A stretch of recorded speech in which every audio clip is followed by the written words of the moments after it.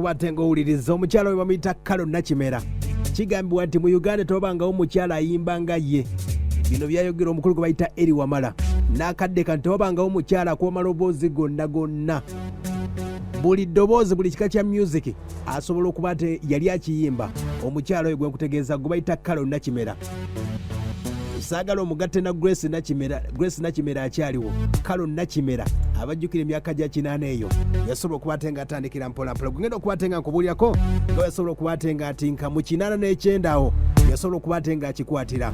Y'omu ku bakyala abasinga abaali basinga n'akadde kano abakyasinga amaloboozi amalungi n'okuyimba obulungi.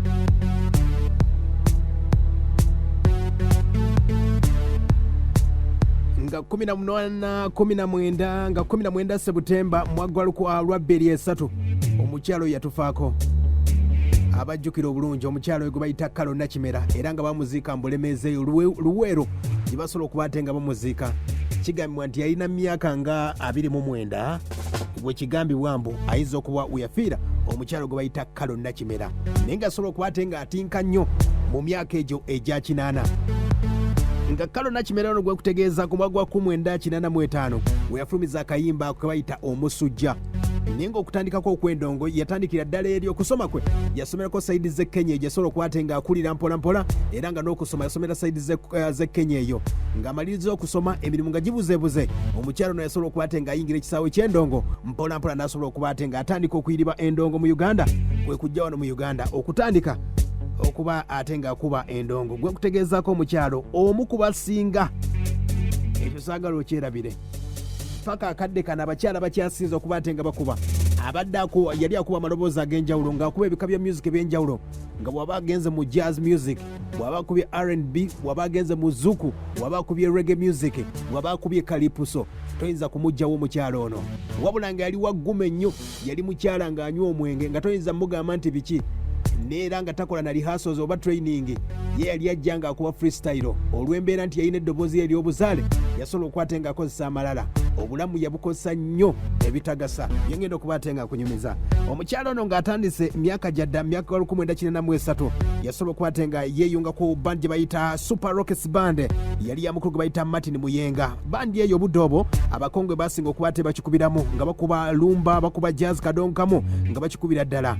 Awo nno abakongo baali baati nga bajjukira ebiseera ebyo era omukyala ngwa kuyimbira ddala era ennyimba yali akubanga z'abakongo ebyasookera ddala era wekubira akayimba ka mwaka 1985 wekubira akayimba Omusujja kali mu sitayiri ya lumba era kakwata nnyo olw'embeera nti obudde obwo ennyimba z'abakongo ze zaali zisinga obudde obwo bawulira nga sitayiro y'abakongo ate nga ya Luganda oluyimba we lwasobola okuba ate nga lukwatira 1985 ayingidde bandi eyo akikubidde mu mwaka gye bayita Super Rockets Band asobodde okuba ate nga akitambuza n'omukulu gwe bayita Martin Muyenga.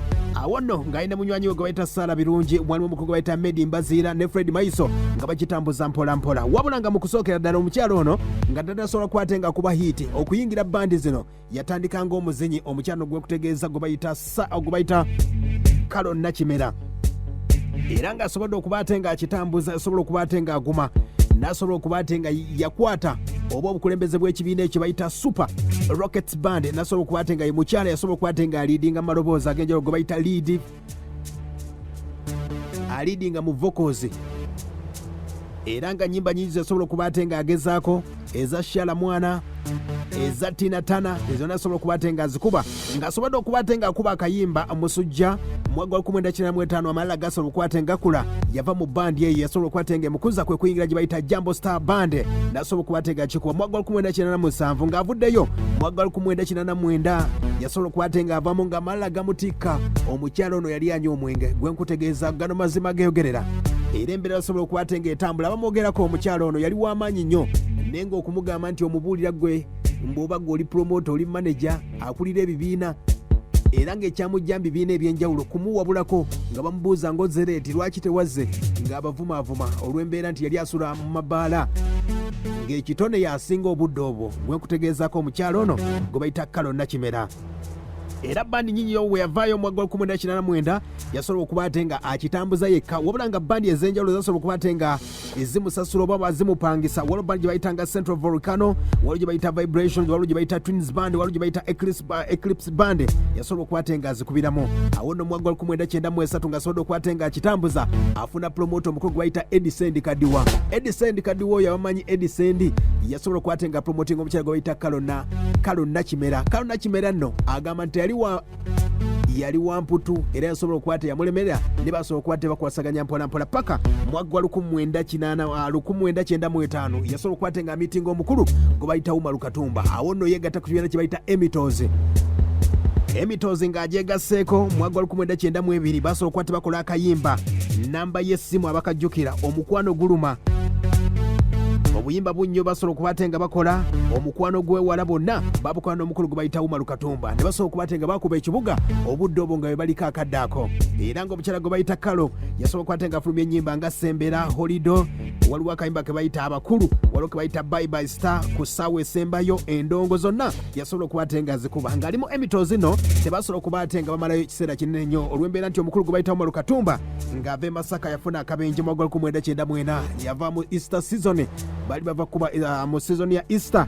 Awo nno yafunira akabenje Umaru Katumba omukyala gwe bayita Kalo Nakimera nene bimusobera. Awo nno nasobola okukwata nga yava mu band bayita Emitozi kwe kudda mu band bayita California Band neyegattako ne ku band bayita Pride Band eyali yabakayimbira yakubirako ne Mafrigo Band era ne band ez'enjawulo yasobola okukwata nga zikubiramu. Waliwo band gye bayita Crossroad Band yali ekubira ku Sheraton buli Lwakutaano era nga kigamba nti ono omukyala ono baali bamu omwaka mulamba ng'alina okujja n'ayimba nga bamusasula omwaka mulamba. Kino kyekutegeezayo omu ku bakyala basobola okukwata nga bakikuba gwe bayita Kalo Nakimera gwe nkutegeezako ng'asobodde okukwata nga atambuza ensonga. Minywanyi gye basobodde okukwata bamufaako omuli Umaru Katumba yasobola okukwata nga yegatta mu bandi ey'omukulu gwe bayita Amigo Atibu Wawawa oba gye bayita Waka Waka Band mu mwaka 1995 abajjukira akayimba ke bayita Vincent Akajowanita. Awo nno batandika mpola batambuza ekintu kyabwe. Omukyano gwe nkutegeeza gwe bayita Kalo Nakimera. Kalo Nakimera ng'asobodde okukwata nga atambuza ensonga zonna mwaka gwa 2000 obulamu bwasobola okukwata nga butandika okuserebera nga bwe nkutegeezezza nti yakozesa obulamu bwe ebitagasa. Kyenyinza okukwata nga nkutegeeza nti olw'embeera yali asula mu mabaala okunywa nga buli ku makya olw'okuba yali ayina ekitone ng'akyesiga ng'agamba nti kasita nze asinga okukwata nga nkikuba. Abajjukira obulungi abakyala mu mwaka 1995 bategekawo ekivulu kye bayita abakazi si mmere y'omu ku basobola okukwata bategeka ekivulu. Mwalimu abakyala 20 ng'abakyala bagala okukwata balaga nabo balina kye basobola okukwata nga bakola. Kalo Nakimera yasobola okukwata nga akitegeka kyali nakivubo.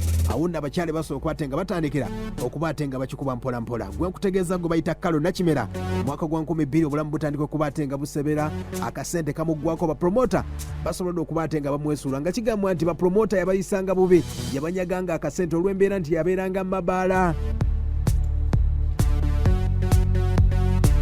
Mwaka gwa 2000 yasobola okukwata nga bikyukakyuka.